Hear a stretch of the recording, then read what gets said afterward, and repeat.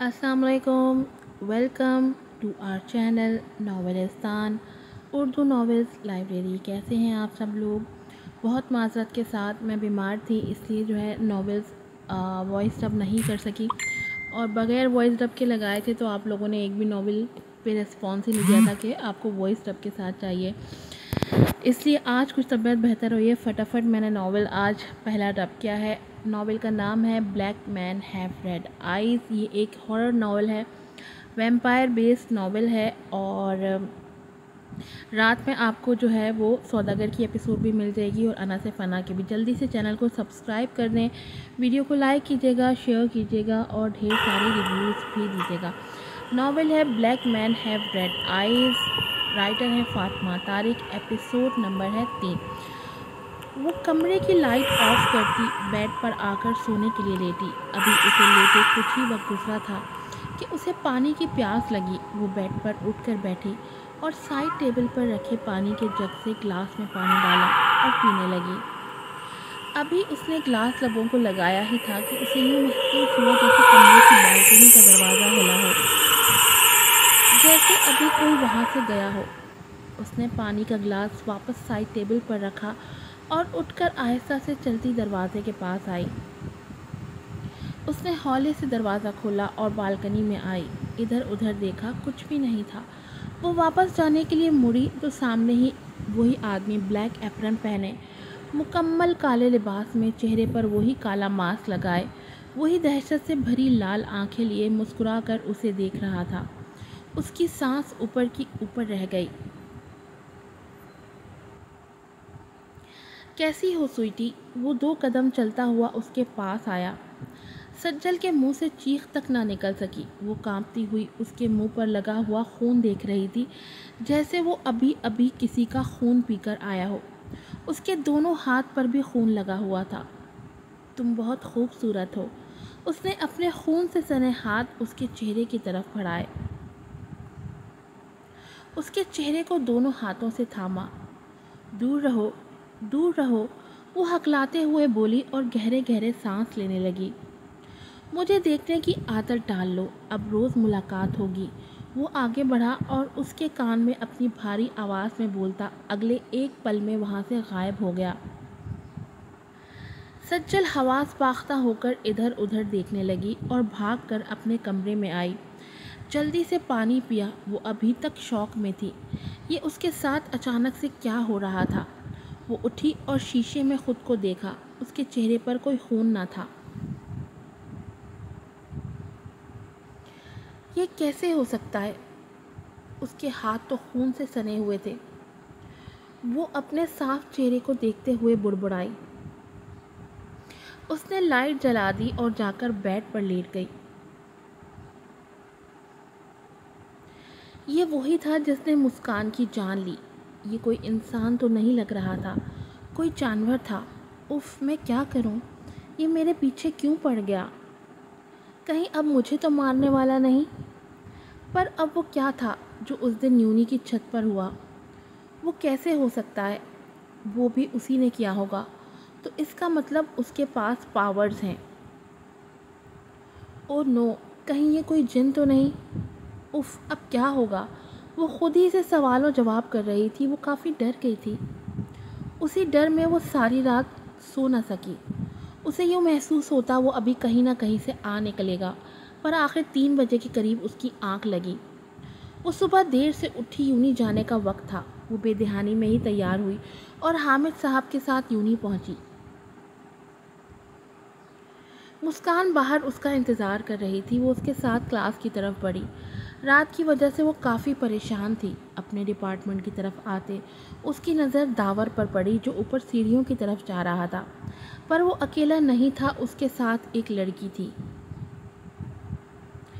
मुस्कान, तुम क्लास में जाओ, मैं आती हूँ, वो बोलकर जल्दी से सीढ़ियों की तरफ बढ़ी। वो उनसे काफ़ी पीछे थी। दावर उस लड़की के साथ चलता हुआ ऊपर वाले फ्लोर पर पहुंचा और उससे बात करने लगा। वो लड़की घबराई हुई थी, न जाने क्या क्या बोल रही थी। सज्जल वहीं पिलर के पीछे छुप गई और ध्यान से बातें सुनने लगी।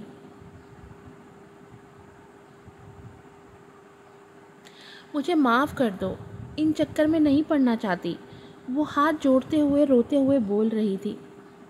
بولا نا ان سب سے دور رہو، وہ سرد لہجے میں بولا۔ وہ لڑکی کانپ کر رہ گئی۔ اب کیا کروں، پلیز مجھے چھوڑ دو، وہ روتے ہوئے بولی۔ سجل ان کی باتیں سن رہی تھی۔ اسے جو داور شاہ پر پہلے شک تھا اب وہ یقین میں بدلنے لگا۔ جاؤ ابھی یہاں سے، داور نے اسے وہاں سے جانے کا کہا۔ وہ لڑکی جلدی سے بھاگ گئی۔ وہ پلٹا، سجل جلدی سے پلر کے پیچھے چھپ گئی۔ کیا ہوا، مجھے چھپ چھپ کر دیکھ رہی ہو؟ وہ سیڑھیوں کی طرف جا رہا تھا جب ایک دم رکا اور پلر کی طرف دیکھا۔ اسے سجل کا آنچل نظر آیا۔ وہ ایک دم سے اس کے پاس آیا اور اس کے سامنے کھڑا ہو کر بولا۔ سجل کی سانسیں تھم گئیں۔ وہی وحشت بھری نظریں اسے گھور رہی تھیں، جیسے ابھی ان آنکھوں سے اس کے اندر تک جھانکنا چاہتی ہوں۔ نہیں تو، میں تو بس یہاں لائبریری کی طرف آئی تھی۔ وہ نفی میں سر ہلاتے ہوئے جلدی سے جھوٹ بول گئی۔ داور شاہ اسے سرد نظروں سے گھورتے ایک قدم آگے بڑھا۔ میرے سامنے جھوٹ کبھی مت بولنا، وہ اس کی آنکھوں میں آنکھیں ڈالے سرد لہجے میں بولا۔ میں کیوں جھوٹ بولوں گی؟ یہاں لائبریری میں ہی آئی تھی، تم دونوں کو شاید ڈسٹرب کر دیا، اسی لیے تم غصہ ہوگے۔ سوری، میں چلتی ہوں۔ وہ بولتی جلدی سے یہاں سے بھاگنا چاہتی تھی، جبھی اس کی کلائی داور کے ہاتھ میں آ گئی۔ اس نے جھٹکے سے اسے پلر کے ساتھ لگایا۔ مجھ سے 200 قدم دور رہنے میں ہی تمہاری بھلائی ہے۔ اگر دوبارہ میرے قریب آئی تو واپس جانے کے سارے راستے بند کر دوں گا۔ تو ان پتھریلے راستوں پر چلتا بند کر دو، تمہارے ہاتھ کچھ نہیں لگے گا، کیونکہ یہ راستے داور شاہ کے ہیں، ایک دم خوفناک، جہاں سے لوٹ کے آنا ممکن نہیں۔ جان پیاری ہے تو دور رہو۔ وہ اس کے کان کے قریب ہو کر بولا، سرد لہجے میں بول رہا تھا۔ سجل کو اپنی ریڑھ کی ہڈی میں سنسناہٹ محسوس ہوئی۔ وہ اپنی کہہ کر اس کی کلائی چھوڑے وہاں سے چلا گیا۔ سجل کئی پل وہیں کھڑی رہی، اپنی سانسیں سنبھالی اور جلدی سے نیچے کی طرف بڑھی۔ وہ بھاگتی ہوئی کلاس میں آئی جہاں وہ پہلے ہی موجود تھا۔ وہ مسکان کے ساتھ آ کر بیٹھ گئی۔ تم کہاں رہ گئی تھی؟ مسکان اپنی بکس کھولتے ہوئے بولی۔ کام تھا، وہ اتنا ہی بولی اور پلٹ کر داور کو دیکھا، جو اپنی کالی ہوڈی سے چہرے کو کور کیے کرسی پر سر ٹکائے ہوئے تھا۔ اس نے پلٹ کر اپنی کلائی کو دیکھا جسے کچھ دیر پہلے داور نے زور سے پکڑا تھا۔ وہاں اب لال گہرے انگلیوں کے نشان تھے۔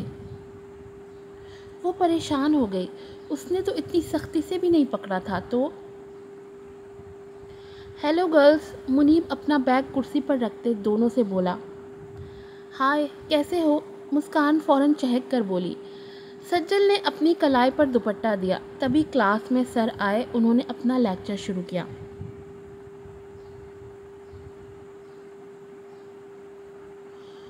وہ رات 11 بجے کے قریب حویلی آیا۔ جویریہ بیگم ہاتھ میں جوس پکڑے لاؤنج میں اس کا انتظار کر رہی تھی۔ وہ بنا ان کی طرف دیکھے سیدھا اپنے کمرے کی طرف بڑھا۔ داور رکو، تبھی جویریہ بیگم کی آواز آئی۔ وہ اپنی جگہ سے اٹھ کر اس کے پاس آئیں۔ بولے، اب کیا ہے؟ وہ اکتاہٹ بھرے لہجے میں بولا۔ تم جانتے ہو تمہارا اس لڑکی سے گہرا تعلق ہے، تم اسے ڈھونڈ سکتے ہو تو اپنی پاورز کا استعمال کر کے اسے ڈھونڈو تاکہ کام جلد سے جلد ختم ہو سکے۔ وہ گلاس سے سپ لیتے ہوئے بولی۔ میرا کسی سے کوئی تعلق نہیں اور نہ میں کسی کو ڈھونڈ سکتا ہوں۔ آپ کو اتنی پرواہ ہے تو خود ڈھونڈے۔ ویسے بھی مجھے زیادہ پاورز نہیں چاہیے، جیسا ہوں خوش ہوں۔ وہ بولتا آگے بڑھنے لگا۔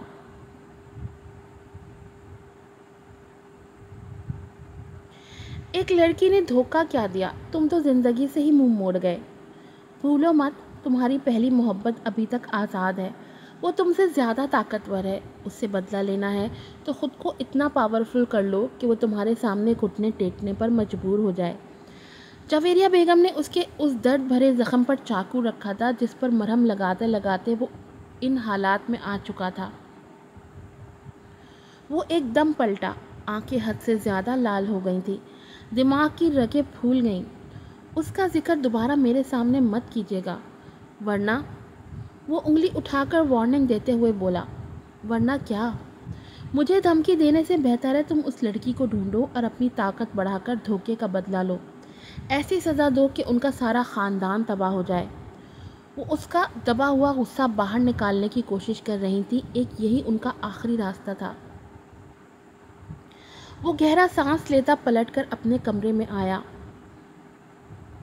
और ज़ोर से दरवाज़ा बंद किया, जो उसके गुस्से का सबूत था। हल्की सी चिंगारी तो वो लगा चुकी थी, अब आग जलने का इंतज़ार था, जो उन्हें पूरा यकीन था ज़ोर की जलेगी।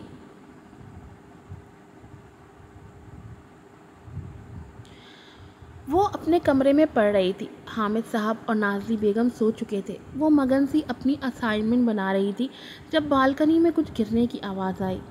वो एकदम डर गई। उसने हाथ में डंडा पकड़ा। वो जानती थी वही आया होगा। वो डंडा लिए आगे बढ़ी और बालकनी में आई। बालकनी मुकम्मल खाली थी। वो इधर उधर देखने लगी। मैं यहाँ हूँ, नीचे। तभी उसे एक अजीब सी आवाज़ आई। उसने डर कर नीचे देखा, जहाँ एक तोता था। अरे, इतना प्यारा तोता! उसने झट से हाथ में पकड़ा डंडा फेंका और तोते को पकड़ा। जितना सुना था तुम उससे ज़्यादा प्यारी हो। तभी उसे कानों में तोते की आवाज़ सुनाई दी, जो पहले उसने इग्नोर की थी। उसे लगा शायद गलत सुन लिया। वो एकदम डर गई।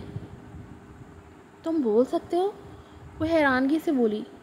हाँ, सिर्फ तुम मुझे सुन सकती हो और मेरे साथ बातें भी कर सकती हो। वो फिर बोला। सज्जल को लगा उसने गलत सुना। क्यों सिर्फ मैं क्यों? सज्जल अब परेशान हो गई। क्योंकि तुम हम सब की मलिका हो। मैं अब चलता हूँ, फिर मिलूँगा। वो इतना बोलकर एक ही सेकंड में उसके देखते ही देखते वहाँ से गायब हो गया। सज्जल एकदम हिल कर रह गई। उफ, मैं पागल हो रही हूँ। मेरा दिमाग पता नहीं क्या क्या दिखा रहा है। अभी तोता मेरे साथ बात कर रहा था। उफ, उसे लगा ये सब उसका वहम है। वो जल्दी से कमरे में आई और किताबें समेट कर लेट गई।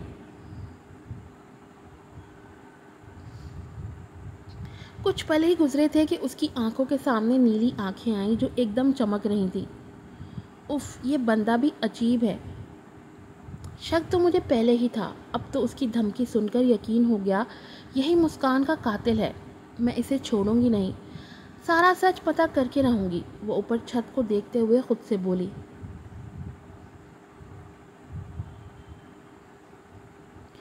जवेरिया बेगम की बातें अभी तक उसके आसपास गर्दिश कर रही थी। उसके सामने सालों पहले खाया धोखा था, जिसे वो हरदम भूलने की कोशिश करता था, पर नाकाम ही रह जाता था। अब दोबारा से जवेरिया बेगम ने उसके माज़ी की किताब खोलकर उसके सामने रख दी थी। वो इंतहाई गुस्से में था और अपने गुस्से को शांत करने का उसके पास बस एक ही तरीका था। वो उठा और अगले ही पल खिड़की से कूदकर हवेली से निकलता उस घने जंगल में खो गया। वो इंतहाई स्पीड से भाग रहा था। कई मील का फासला उसने कुछ ही सेकंड में तय किया और जंगल से होते हुए वो सफ़ेद पहाड़ी की चोटी पर पहुंच गया। आह! वो पहाड़ी पर पहुंचते ही ज़ोर से चिल्लाया। उसके हाथों के नाखून बढ़ने लगे, सामने के 4 नोकीले दांत रोनुमा हुए और आंखें वहशत के मारे लाल अंगारे भर रही थीं। रात के इस पहर उसकी आवाज़ खौफनाक लग रही थी, पर यहाँ कोई सुनने वाला थोड़ी था। काली सियाह रात में वो पहाड़ की चोटी पर था, जहाँ दूर दूर तक कोई नहीं पहुँच सकता था। कुछ पल बाद वो वहीं बैठ गया। वो वापस अपने हाल में लौटा। काफ़ी वक्त गुजर गया, उसे अब अच्छा महसूस हो रहा था। तुम यहाँ क्या करने आए हो? ये हमारा एरिया है। तभी उसे एक आवाज़ आई। वो उसकी तवक्का बिल्कुल नहीं कर रहा था। वो पलटा तो सामने 6 फीट का आदमी खड़ा था। क्यों? जगह तेरे बाप की है। वो अपनी जगह से खड़ा हुआ। मेरे बाप की नहीं है तो तेरे बाप की भी नहीं है। वो कदम कदम चलता उसके करीब आ रहा था। حد میں رہ ورنہ مارا جائے گا۔ داور غصے سے بولا، ہمارے ایریا میں آ کر تم نے پہلے ہی اپنی موت کو دعوت دے دی ہے۔ وہ آدمی ہاتھ میں پکڑے ڈنڈے کو زمین پر پھینکتا سیٹی بجا کر اپنے ساتھیوں کو متوجہ کر گیا جو کچھ ہی دور تھے۔ داور نے آنکھیں موڑی اور اکتاہٹ سے ان کی طرف دیکھا جہاں 5 لوگ اس کی طرف آ رہے تھے، اور دیکھتے ہی دیکھتے ان سب نے بھیڑیوں کی شکل لے لی۔ یہ بھیڑیوں کا علاقہ تھا جہاں ویمپائرز کو آنے سے منع کیا گیا تھا۔ وہ کسی بھی صورت یہاں نہیں آ سکتے تھے، اور یہ بات سالوں پہلے طے کی گئی تھی، جس کے بعد ویمپائرز یہاں سے چلے گئے تھے۔ اب وہ کچھ دنوں پہلے ہی واپس آئے۔ ان کے آنے کا بھیڑیوں کو معلوم ہو چکا تھا، پر وہ خاموش رہے کیونکہ ویمپائرز نے ان کے کام میں ٹانگ نہیں اڑائی تھی۔ پر ابھی داور کو اپنے علاقے میں دیکھ کر وہ غصے میں آ گئے۔ پہاڑی کے دوسری طرف بھیڑیوں کا علاقہ تھا جہاں گھروں میں وہ رہتے تھے۔ یہ شہر سے بالکل ہٹ کر تھا، پر یہاں سے شہر جانے کا بھی راستہ موجود تھا جسے وہ استعمال کرتے تھے۔ وہ 5 ایک دم سے داور پر ٹوٹے۔ اس سے پہلے ہی داور اپنے روپ میں آ چکا تھا۔ انہوں نے داور پر حملہ کیا، جس کا مقابلہ اس نے بھرپور طریقے سے کیا اور ان 5 کو دھول چٹا دی۔ ان میں سے 3 کو تو پہاڑی سے ہی پھینک دیا، باقی کے 2 ڈر کر بھاگ گئے۔ اس سب میں اسے بھی کافی چوٹ لگی۔ اس نے وہاں سے جانا ہی مناسب سمجھا۔ وہ جانتا تھا ابھی جو لڑائی ہوئی اس کا انجام کتنا خطرناک ہوگا۔ بھیڑیے پہلے ہی ویمپائرز کے دشمن تھے، جو دشمنی سالوں سے چلتی ہوئی آ رہی تھی اور جس کا خاتمہ نہ صحیح ایک چپی 20 سال پہلے اس واقعے نے لگائی۔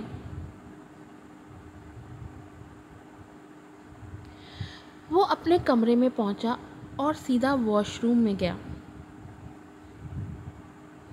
شاور لے کر باہر نکلا اور بیڈ پر جا کر لیٹ گیا۔ وہ پہاڑی پر اپنے اندر کا غصہ ختم کرنے گیا تھا، جو کہ لڑائی کے بعد سچ میں ختم ہو چکا تھا۔ شاید اسے یہی چاہیے تھا۔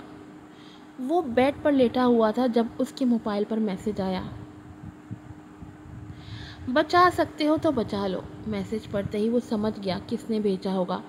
وہ گہرا سانس لیتا موبائل آف کر کے سونے کے لیے لیٹ گیا۔